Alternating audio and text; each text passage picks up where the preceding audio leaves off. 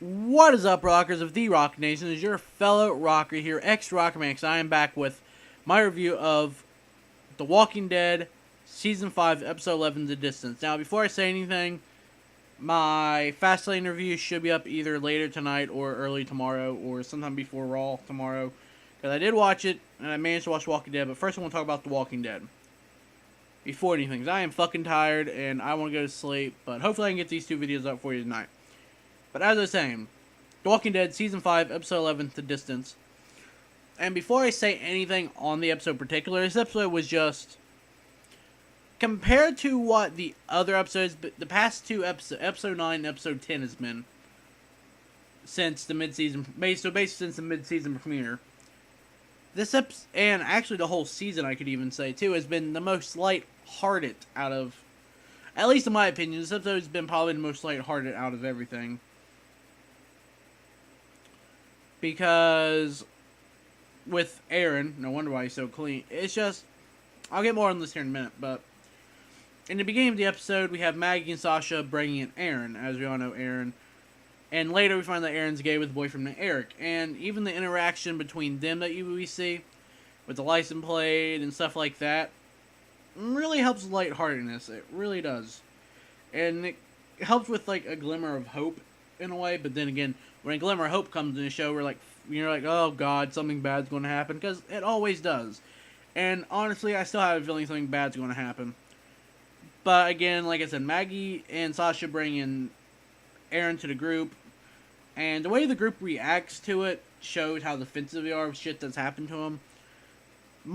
And the question here, though, I have when he said Rick's name, though, both times, is how did Aaron already know Rick's name?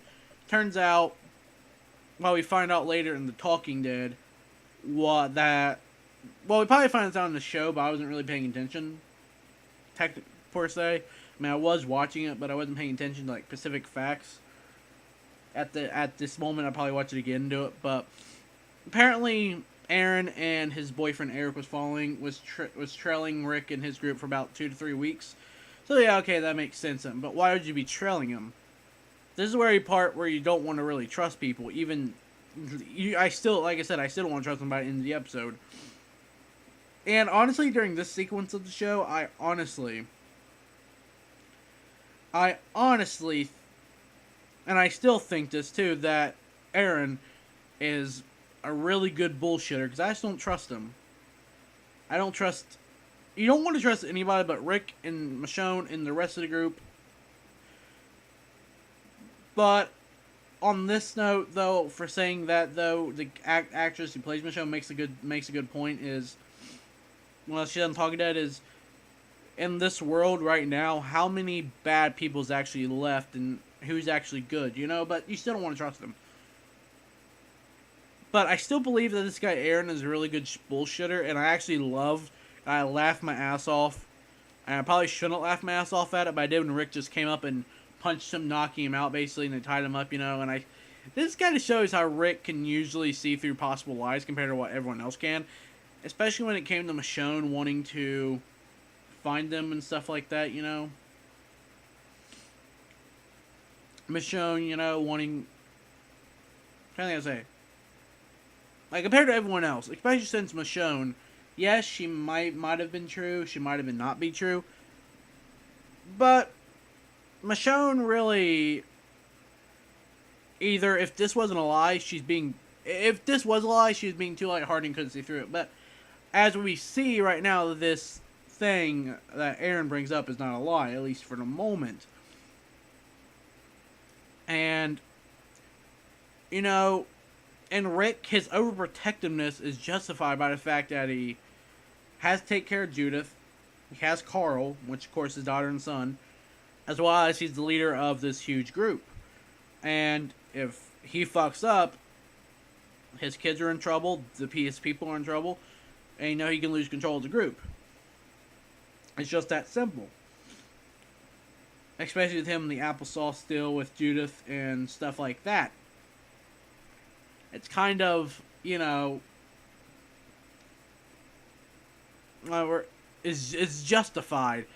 Especially with the stuff that's happened to him, like Terminus, the governor, the other shit that's happened with him. Simple as that. You know, and then throughout this episode, this is, before I say anything else, this is a very, I want to say a female empowered episode in a way too. Mostly by the point of Michonne, Carol, even a little bit, and Rosita. For like them three at least. Because who else, like I might have already said, who else is really going to step up to Rick at this point? Probably not anybody else other than Michonne, because Rick and Michonne have that kind of, I'm going to say, I don't want to really say intimacy level, but it makes sense, I guess you could say. Because how they connect to each other, you know, and Michonne is basically, as we all know, went down the same path Rick is going, or was going, at least at this moment. Because, and I perfectly agree with Rick. I honestly would. I'm Team Rick. I don't care. I'm a Rick-tatorship, but whatever. But away from the Rick and Michonne stuff, at least for this moment, you know, we have Rosita and Abraham trying to work what tension that's between them out. And they eventually work it out, which is actually good. By the end of the episode, when they're driving the RV and they see DC in the distance, you know. And especially when it comes, and that's one of the lighthearted fucking examples too, as well as the throwback to Dell before he died, sadly, where he showed Glenn how to fix an RV, and you know how Glenn knew about the battery and stuff like that. And it also goes throwback too is how the show is. You're always in the moment of this group, this incarnation of the group in particular. There's been plenty of incarnation of the group throughout the seasons, but at this group in particular that we have with Rick and everyone, really kind of sends you a throwback of how many people we've actually lost too throughout the series. And you kind of like these lighthearted moments come up for a throwback to these old characters. Of course, Shane we probably would never get a throwback, but you never know for sure. I don't know, where was I? But it's just nice to see that Dell throwback in there. But, and here comes my favorite scene in the show. Whether or not it's feasible to be my favorite scene, it just is. It's where Rick, Glenn, Michonne, and Aaron are in that car driving, and when they find out that Aaron and of course Eric was sort of listening to him. And speaking of Aaron too, I find it funny that he left water for him. Wouldn't you rather keep? I mean, I understand he's trying to help him, but wouldn't you rather keep that to yourself? Unless they really do have enough extra stuff like they say they do, but you never really know. But anyway, as I was saying, I find out this episode, and even before that, Michonne has a point: is why is there no pictures of their people, or why aren't there people in any of the pics? Especially with her asking all these questions, and you can kind of tell that he's lying at least a little bit too, because again, I think Aaron, if I haven't read the comics, I haven't read the comics, but I really want to. I read bits and pieces, but not a whole issue. I still swear that Aaron is a really good bullshitter, no matter how you put it. Especially like, oh well, I tried to take a picture of the whole group, but it didn't come out, blah blah blah. And you can and the way he answers the questions, he's bullshitting. You can tell this. But in this point, you know, throughout this whole thing, when they find out that they were listening to him, they're like, it's a trap, blah blah blah, which makes perfect sense. I would be on caution too. Like I said, I would be more on the Rick's team here. But again, this causes, because Glenn was driving, causes him to wreck the car, and it causes him to have to go through the woods fighting off the walkers. And this scene, again, was just fucking amazing. And so well done, from the near-death experience with Glenn to the walker getting shot in the eyeball with the flare. Just, holy shit. But again, and eventually, this going through the wood, the kind of the wooded area or forest or whatever, they re-find the rest of the group they got separated from, and they at least find some shed of hope through this gated community known as Alexandria they were talking about. And again, I don't trust this, because every time it comes to a gated community, or some sort of gated community.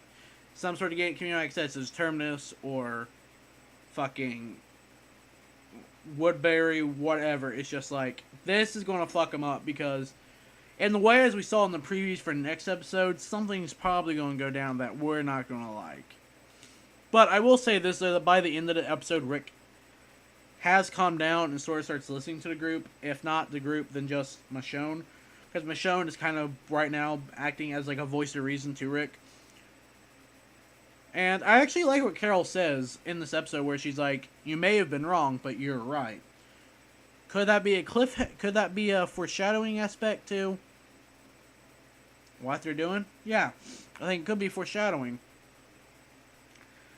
But overall, this episode, by far, like I said, for the lightheartedness and stuff like that, especially the end of the episode where we see Rick take Judith out of the back seat and holding her and stuff like that, it's heartwarming in a way to see stuff like this. Especially as deep down as they're going right now, just see the Shed of Hope. But we all know, like I said, once we get a Shed of Hope, smack dab in the middle, fuck you, there's no hope. But like I said, this show was like a really good show. Whether or not I can see much of the regular characters and how they act, or how, like Daryl, we got his famous line from the episode. I'm not gonna, where he's like, this barn smells like horse shit. Or horse manure. I think he said horse shit. It's funny. I actually laughed at that, even though I probably shouldn't have, because it was true, but you know. But overall, though, this episode was actually a good episode for what it was. And I give it literally just see a different view of stuff right now. And Rick, his viewpoint's changing. He realized that the rules you can't stick to one, which I believe this too in a way. I mean, me, I would be with Rick, like I say, but in a way too, it's kind of, as times progress, the rules sort of start changing a little bit. You have to tweak the rules a little bit, but at the same time, you have to stick to your old-fashioned ways. And I honestly see where this is coming from. I mean, like I said, God forbid I'm ever in a real zombie apocalypse. But that, honestly, because, like I said, IRP zombie apocalypse sometimes. And in certain situations, I do different things. At least that's how my mindset is in these RPs. In this, with Michonne talking Rick down, stuff like that, and Rick trying to, like, he's opening up a little bit in his head, saying the rules change, yeah. So I can see where that mindset is. But I want to know why he hid that gun, or whatever it was that he hid. I think it was a gun. I honestly want to know why. Because he said he needed time alone, so maybe, I don't know. But, like I said, as for a rating for this episode, probably, again, a 5-star episode. I don't know why I give it 5 stars. Maybe my review sucked to the point of I can't think of real ratings to give it. But it's just, maybe I'm so biased and I like these episodes so much. But like I said, I give this episode about a 5-star rating. Simple as that. And that's really all I gotta talk about. Like I said, my WWE Fastlane review should be up, like I said, later tonight or tomorrow, some point. Well, technically later today, but still. But this episode of Walking Dead, fantastic. That's all I gotta say. And until next time, rockers, live free and rock.